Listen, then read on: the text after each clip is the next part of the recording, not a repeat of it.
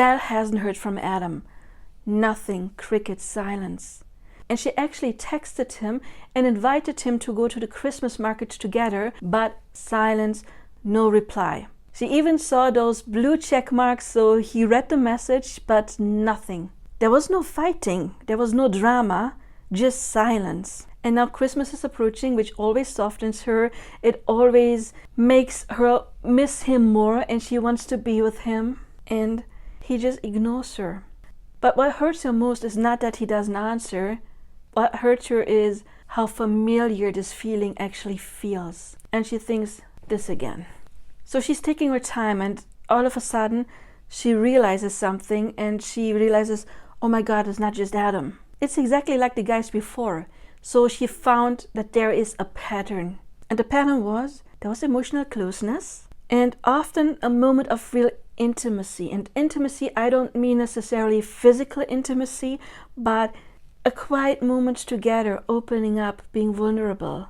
And then they left and they ghosted. So it was typically that there was first openness and then a period of withdrawal.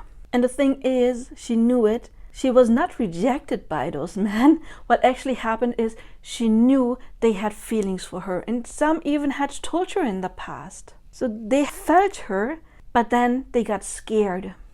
They loved her, but still they pulled away. So there's breadcrumbs, pauses, then they came back, and then there was silence again. So as Belle was pondering, she all of a sudden realized, wait, I actually know this even from my childhood. It was like with my mother. My mother loved me, but she was not always stable and she was very busy. Sometimes she was overwhelmed with feelings. Sometimes she was overwhelmed with life. She was stressed like mothers can be easily. And sometimes she was just unavailable for Belle and often at unpredictable moments. So her mom, she was sometimes very warm. There was a lot of closeness. And Belle also often got a lot of attention from her mom. But then suddenly there was withdrawal and emotional absence. Of course, her mom didn't withdraw in person unless she had to do something, go to work. But it was like an emotional withdrawal.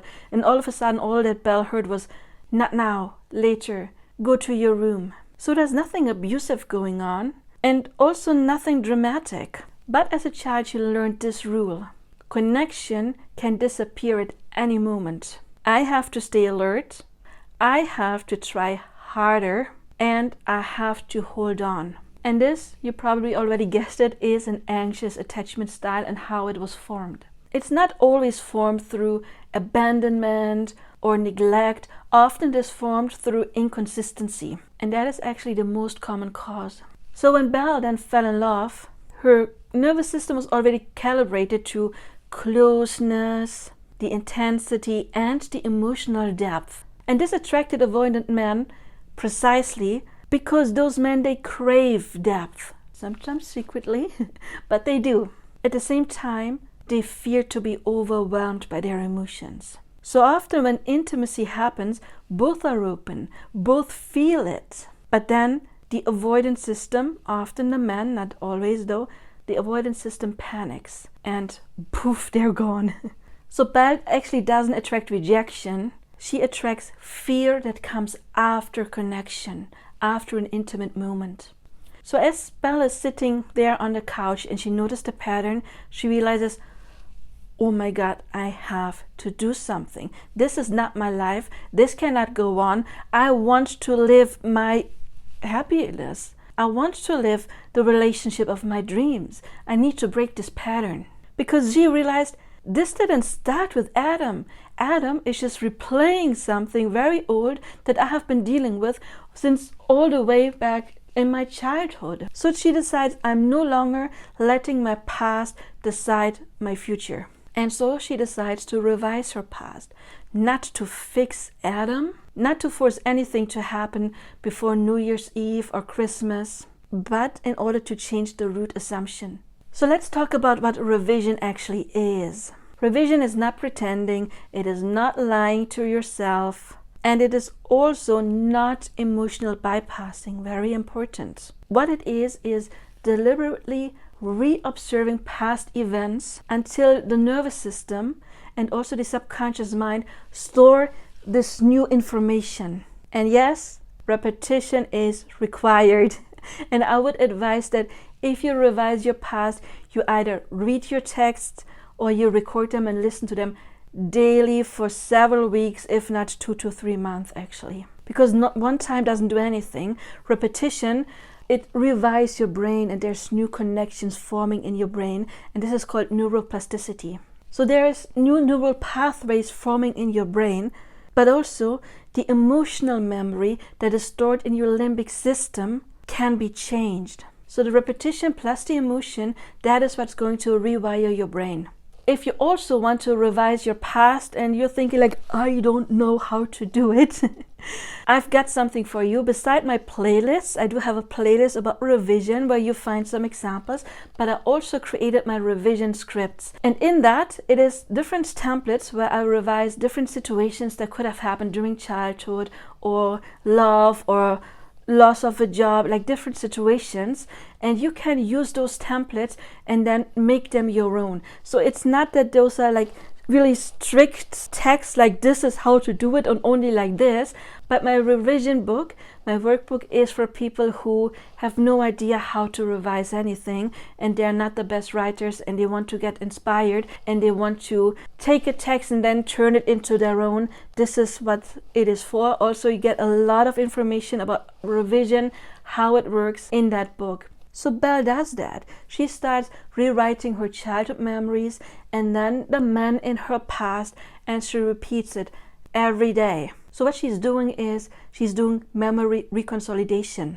And also every time she thinks about something that happened in the past, she uses that as a good time to just in her mind replay what she would have liked to experience instead. So every recall in her brain is basically, yeah, you could say a chance to update your memory. But I want to explain something else to you, something that has to do with physics. And I was super excited when I first heard about it. It was last summer. And I'm trying to explain it. I'm not a physicist. But based on tests by physicists, they could prove that the present can actually change the past. And they did that by entangling two photons. And maybe you have heard of quantum entanglement. That is that two things that are once connected stay connected. We can also have that sometimes with people if they have a nervous system that match, that you do feel this kind of connection. But we can do it also with objects or photons which are light, which means that once they are entangled, which means they are connected, if you do something to one, it does happen to the other as well. And that is also why something like revision works. If you change something within yourself, your self-concept, and also maybe your image about the other person, you are connected to the other person and it will change their state as well. But let's get back to photons. I also once read an experience connected to this. It had to do with blood drops in a lab. The labs, they were very far apart. I don't know if they were in the same country or maybe even on different continents, but it was blood from the same person, 2 drops. They artificially dried 1 drop and the other one connected to it dried at the same time. When they reactivated, with water, the first drop, the other one automatically reactivated again and became liquid. So that is entanglement. But in this experiment, it was 2 photons and they shot those through lenses, and the second photon had a longer way. The path of the second one was longer.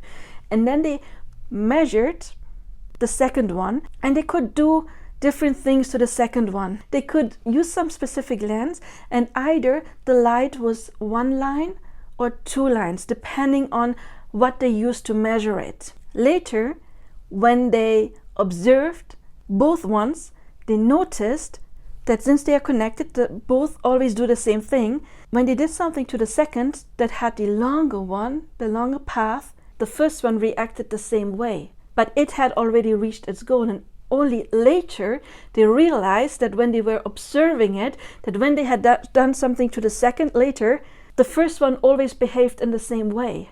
Before, they did it to the second one. And then they realized what they did changed how the other one acted in the past. So this is not just symbolically, those were real physical experiments. What it shows is that time is not as linear as we thought it might be.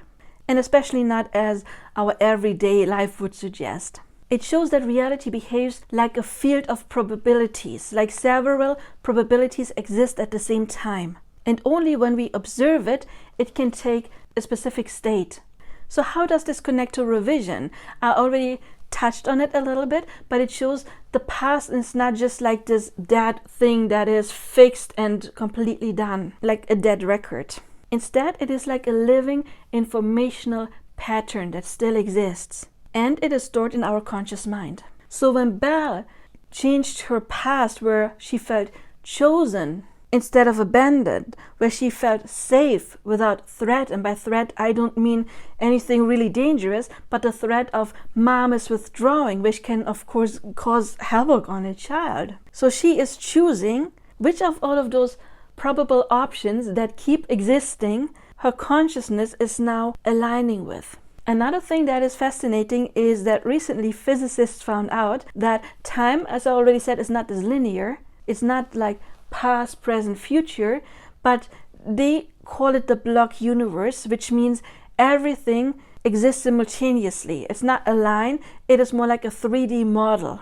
So the past, the present, and the future, they all coexist right now. What happens is that our consciousness is moving through those possibilities. So revision does not really edit the past, but it changes our reposition awareness. So what can happen is that memory can reorganize in a way. However, what happened with me is that after I did my revision, if you would ask me things that happened, I still have access to all of those information. I could tell you everything, but what happened is that maybe you know the broken record loop that completely stopped for me, and instead I was in peace with everything that happened. And also I noticed a shift between me and people where I revised my past with, that all of a sudden treated me in a completely different way, better than ever before. However, I've always heard about cases where someone was revising something and then people who were experiencing the same thing. By that I mean it was a situation and a friend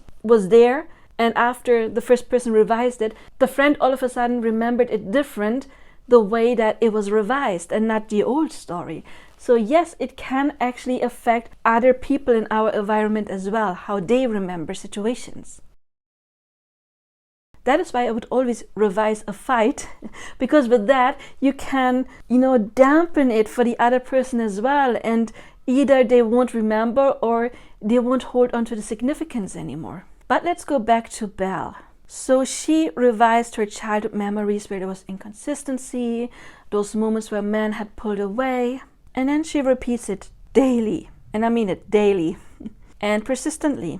But not to force Adam, not to change this Christmas, or not to bring any changes for this New Year's Eve, because it doesn't really work on deadlines. But she knows this Christmas, this New Year's, it still may be quiet.